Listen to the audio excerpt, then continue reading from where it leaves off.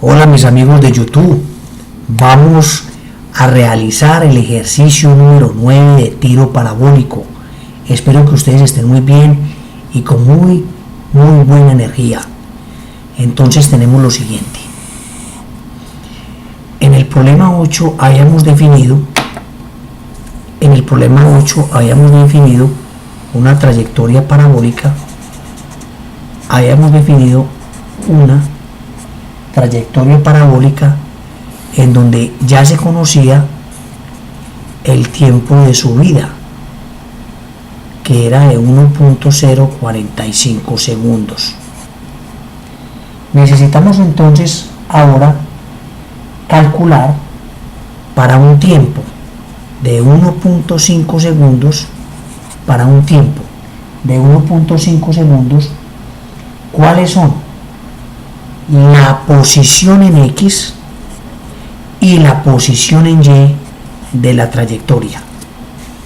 Entonces, como siempre hemos hecho, parte fundamental de este tipo de ejercicios, saber cuál es el tiempo de subida. Este es el primer punto de partida. ¿Cuál es el tiempo de subida? Es bien conocido, 1.045 segundos. Y compararlo con el tiempo que nos están dando. En este caso, nos damos cuenta de que 1.5 segundos es mayor que 1.045 segundos. Lo que está implicando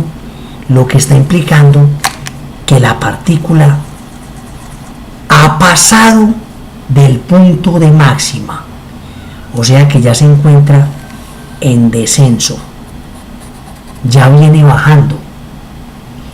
Como el objeto ya viene bajando, entonces ya estamos en un movimiento uniformemente acelerado, pero de forma de gravedad positiva. Habíamos analizado que todo lo que esté subiendo tiene aceleración negativa y lo que esté bajando va a tener aceleración positiva.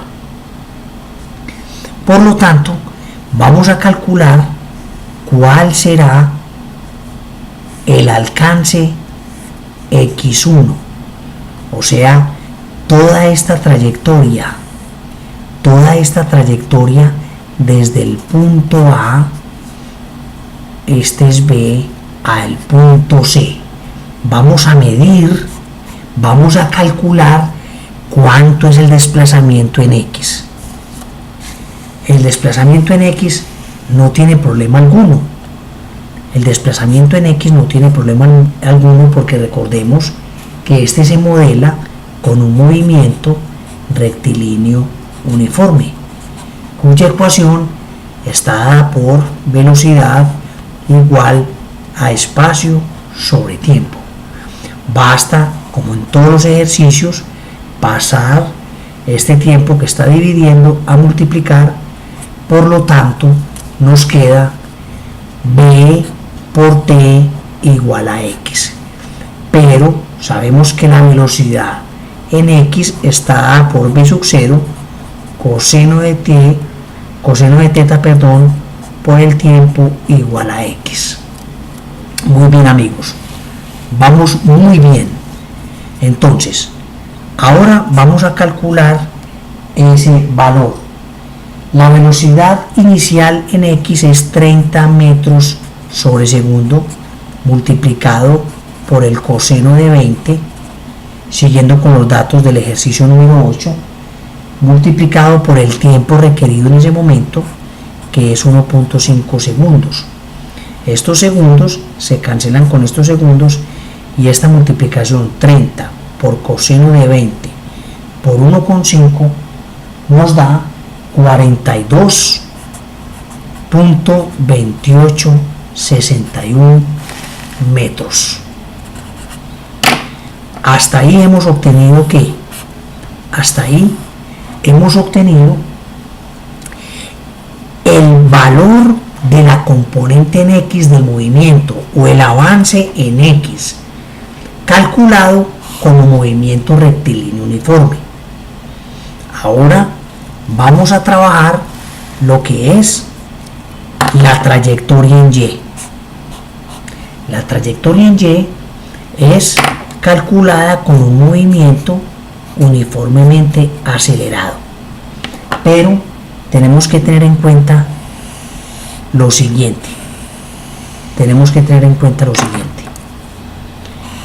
Cuando el objeto ha pasado de A a B, ha consumido un tiempo que es el tiempo de subida. Ha consumido 1.045 segundos y aún sigue, después del punto B, sigue bajando. Entonces, del punto B al punto C, del punto B al punto C, ¿qué tiempo tenemos? ¿Cómo hacemos ese análisis? Como se sabe que nos están pidiendo calcular la posición en Y para 1.5 segundos, lo vamos a enfrentar o analizar de la siguiente forma. El tiempo consumido en ir de A a B es de 1.045 segundos y el tiempo consumido en ir de A a C es de 1.5 segundos. Entonces, esta partícula va a tener un tiempo específico de B a C de descenso, que se calcula restando el tiempo total menos el tiempo de subida. Esa es la parte importante de este ejercicio. O sea que aquí vamos a tener un descenso de la partícula, en un instante de tiempo determinado que lo vamos a llamar T'. Ese tiempo se calcula restando el tiempo total de vuelo menos el tiempo de subida.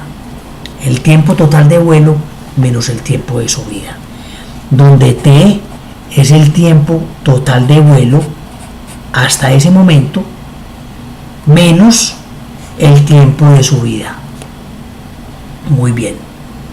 Entonces, ¿qué tenemos? El tiempo de vuelo lo conocemos y está dado por ¿quién? Está dado por 1.5 segundos. 1.5 segundos menos el tiempo de ir de A a B es de 1.045 segundos.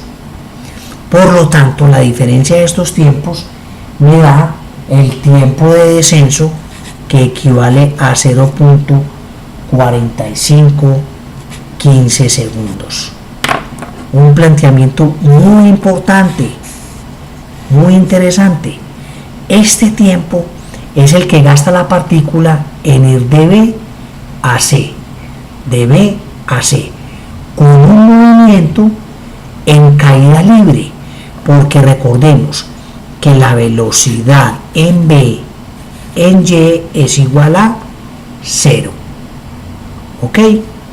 Entonces, para ir de B a C, vamos a tratarlo como un movimiento de caída libre, porque ya acá arrancamos con velocidad inicial en Y0 y vamos a tener una velocidad en C específica. La única velocidad que no cambia, como siempre, es la velocidad en X. Entonces, vamos a pasar la hoja teniendo en cuenta estos datos para calcular cuál es o cómo calcular esta altura Y, teniendo este tiempo de descenso. Muy bien.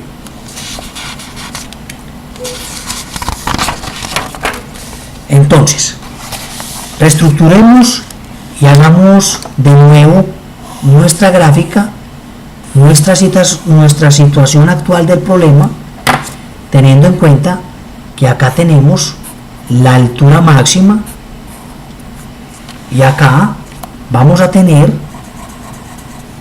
el punto particular C, en donde vamos a calcular esa y. Hay una diferencia de alturas acá, hay una diferencia de alturas que la podemos llamar delta de y. Esa diferencia de alturas se va a calcular restando la altura máxima menos lo que hemos descendido, ese descenso llamémoslo h, correcto. Entonces, ¿cómo se calcula la y máxima? La y máxima se calcula con la expresión que hemos conocido desde el principio de los tutoriales, velocidad inicial al cuadrado por el seno de 2θ dividido 2 por gravedad. Este es el valor de la y máxima. Al evaluarlo y al reemplazar los datos nos damos cuenta de que aquí tenemos 30 metros sobre segundo al cuadrado por el seno de 2θ, pero θ vale 20 grados. Al multiplicar 20 grados por 2 obtenemos 40 grados, dividido 2 por 9.8 metros sobre segundos cuadrados. Por lo tanto, al hacer este cálculo, esto nos va a dar en metros cuadrados sobre segundos cuadrados y esto está en metros sobre segundos cuadrados. Se cancela tranquilamente los segundos cuadrados para obtener un valor de y máximo igual. ¿Cómo se hace este cálculo? Numéricamente se hace primero 30 elevado al cuadrado, 900 metros cuadrados sobre segundos cuadrados por el seno de 40 dividido 2 por 9,8 nos da 19.6 metros sobre segundos cuadrados. Por lo tanto, cancelo segundos cuadrados con segundos cuadrados, metros lineales con este metro al cuadrado, obteniendo entonces un valor de altura máxima dado por 29.5157 metros. Esta es la altura máxima fundamental para el análisis de este ejercicio. Ahora, ¿cómo vamos a calcular este pequeño descenso h? H que va de B a C. ¿Cómo lo vamos a calcular? Ese pequeño descenso h se hace de la siguiente forma. Como es un movimiento en caída libre, utilizamos la expresión gravedad por tiempo al cuadrado sobre 2. Esto es altura de descenso